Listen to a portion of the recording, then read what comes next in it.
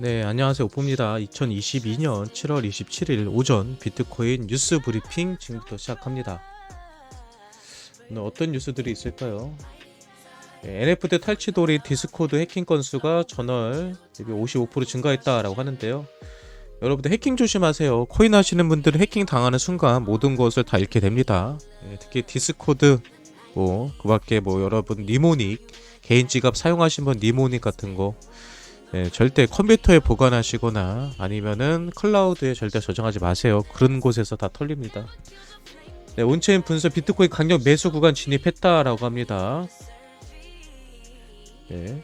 장기 달러 평균 원가법, CDC 투자 전략에 활용되는 가장 중요한 세 가지 온체인 지표가 현재 비트코인을 매수하기 좋은 영역대에 진입했음을 가르치고 있다고 분석했다. 그는 채굴자의 수익성과 그것이 시장 가격에 미치는 영향값을 조사해 값으로 매긴 휘엘 멀티플 지수는 0.49로 유통량 대비 자산의 손익 측정한 비트코인 미순역 순손익 지수는 마이너스 0.002 실용 가치 대비 시장 가치 MVRV는 0.98로 세 지표 모두 강력한 매수 번위에 진입했음을 보여준다. 이는 비트코인 매수했을 때 6개월에서 1년 안에 큰 수익을 볼 수 있는 자리라고 합니다. 아무튼 무슨 얘기인지 잘 모르죠. 저기서 말하는 지표들이 MV, RV 같은 경우는 우리가 방송에서 여러 번 얘기했기 때문에 좀 익숙한 거긴 한데 다른 지표들은 저도 거의 처음 보는 지표들입니다. 그런데 중요한 거는 모든 지표들이 현재 비트코인이 바닥임을 이야기하고 있다. 다시 말해서 지금 매수를 하는 것은 전체적으로 봤을 때 나쁜 결정은 아니다. 그리고 지금 우리가 마이너스를 많이 당해서 힘들어 하실지 모르겠지만 버텨볼 만한 자리다.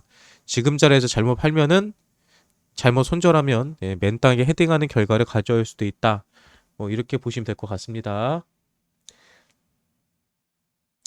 서울거래 비상장 운영사 PXX에서 증권형 토큰의 거래를 시작했다고 합니다. 대놓고 증권형 토큰이 있다고 하네요.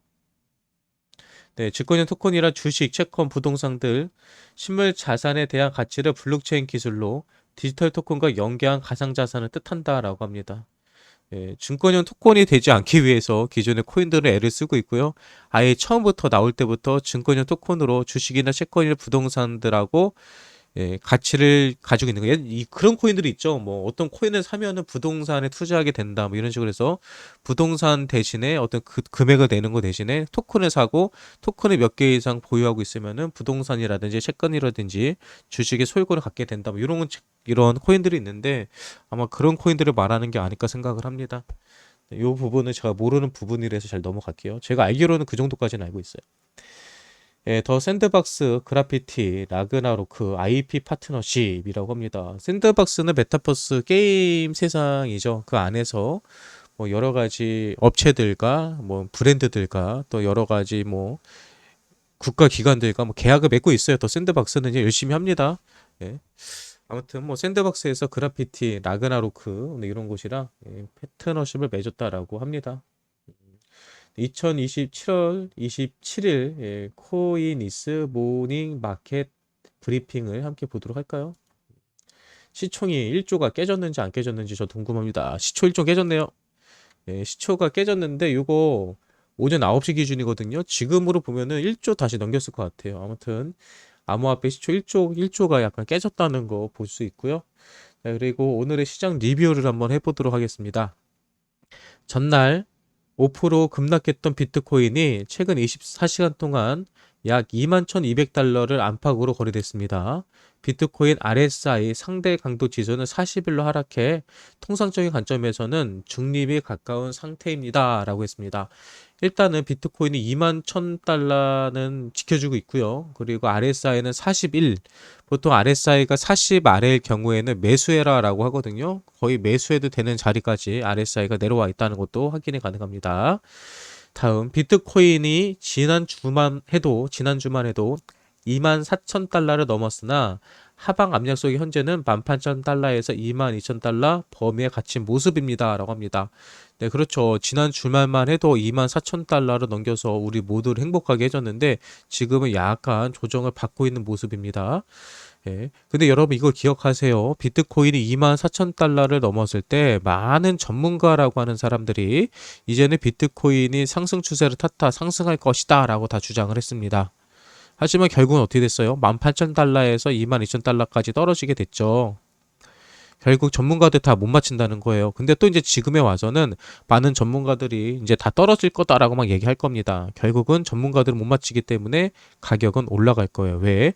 코인은 올라가면 떨어지고 떨어지면 올라갑니다. 예, 다음. 시장은 현재 박스권에 갇혀 있다. 암호화폐 투자자들은 미 연준이 어떤 가이던스를 가지고 있는지 어떤 데이터를 내놓을 것인지를 기다리고 있다라고 합니다. 네, 현재 그 시장에 박스권이 있다고 하는데 지난 일주일 사이로 보잖아요. 그럼 박스권은 아닙니다. 사실요. 예, 하루 이틀 사이에 완전히 이들의 기준이 바뀐 거죠.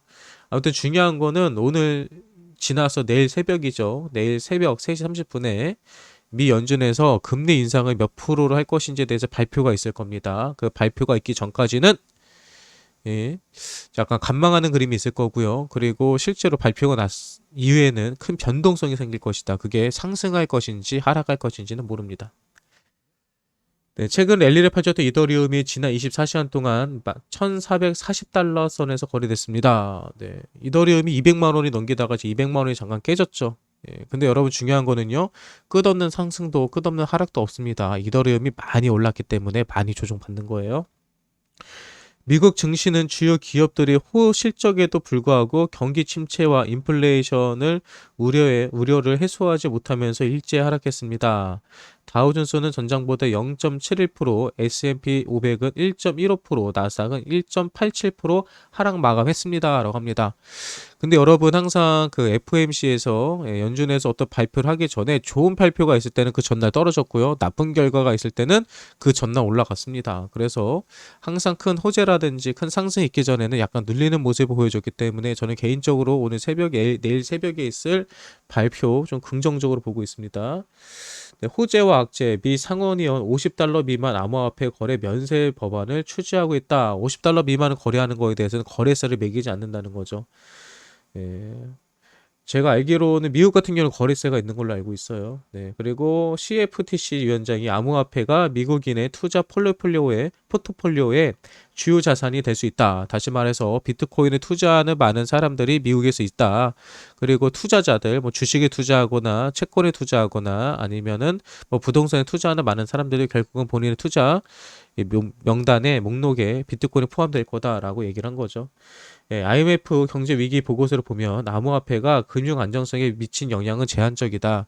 그러니까 최근에 금융이 많이 흔들리고 있죠. 미국 같은 경우는요. 근데 이게 암호화폐 때문에 이런 건 아니다. 암호화폐가 미친 영향은 없다. 뭐 이런 호재성 발언들이 있었고요. 그리고 테더 같은 경우도 패킹을 회복했다. 1달러의 가격을 유지해주는 게 한번 깨졌던 것이 다시 회복을 했었거든요. 이 이후로 안정세를 유지해주고 있고 대규모 환매 능력을 입증했다. 쉽게 말해서 한꺼번에 테더를 많이 현금화를 시키려고 했을 때 이거를 다 바꿔줄 수 있는 재력이 충분하다라는 것을 보여주는 것 같습니다. 네, 위메이드 2분기 영업 손실 332억이다. 적자 전환했다. 위메이드 위믹스라는 코인의 모회사죠. 아무튼 위믹스라는 코인 조심하세요. 걔네들은 어떻게 해서든지 개미들 꼬셔서 털어먹으려 하는 게 눈에 보이게 작업하는 애들입니다. 네, 토르체인, 아발란체, 대시, 헤이브, 모네로 네트워크 연동 지원 예정이라고 합니다. 뭐 이건 네트워크 연동하는 건 그렇게 뭐 대단한 건 아닌 것 같아요. 그냥 넘어가면 될 것 같습니다. 네, 24시간 동안 등락폭 탑10 코인을 보는데요. 어우, 퀀텀이 꽤 높았네요. 네, 퀀텀.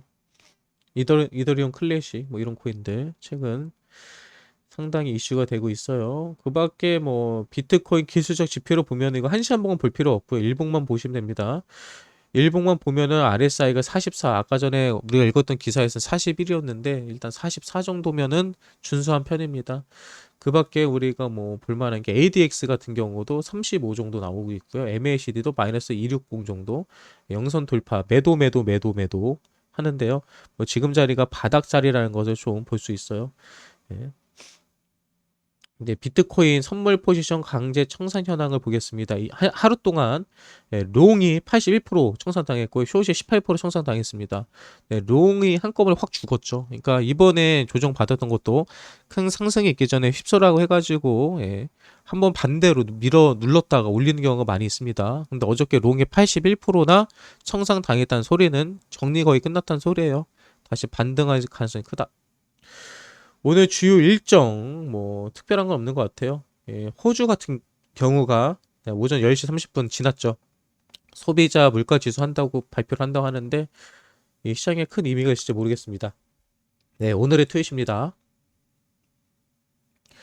네, 약세장에도 불구하고 암호화폐는 여전히 우리 군인들의 생명을 구할 수 있는 속도와 효율성을 갖춘 우크라이나 방어의 필수적인 도구다. 암호화폐의 겨울은 다시 봄으로 이어지게 될 것이다 라고 하면서 우크라이나 디지털 트랜스포메이션 차관 알렉산드로 보크냐코프가 한 얘기입니다. 이 얘기는 무슨 얘기냐면요. 우크라이나랑 러시아랑 전쟁을 하고 있잖아요. 그런데 실제적으로 구호 물품이라든지 아니면 구호 금 같은 게 전달되기까지는 상당히 오랜 시간이 걸립니다. 근데 암호화폐는 바로 전송이 가능하죠. 바로 전쟁에서 군인들의 생명을 구할 수 있는 것은 결국은 돈이죠.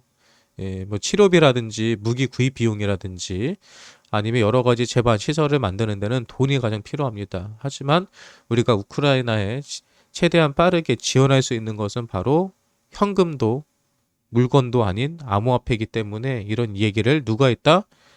우크라이나 차관, 디지털 트랜스포메이션 차관이 얘기한 얘기입니다. 네, 그 정도로 어떤 위기에 닥쳤을 때 우리가 힘들 때 암호화폐가 가장 효율성을 지닌 투자처다라는 것을 또 가치 저장 수단이다라는 것을 요 트윗을 통해서 우리는 살펴볼 수 있습니다. 네, 오늘 오전 비트코인 관련 뉴스 브리핑은 여기서 마감할게요. 네, 도움이 되셨다면 구독과 좋아요 부탁드리겠습니다.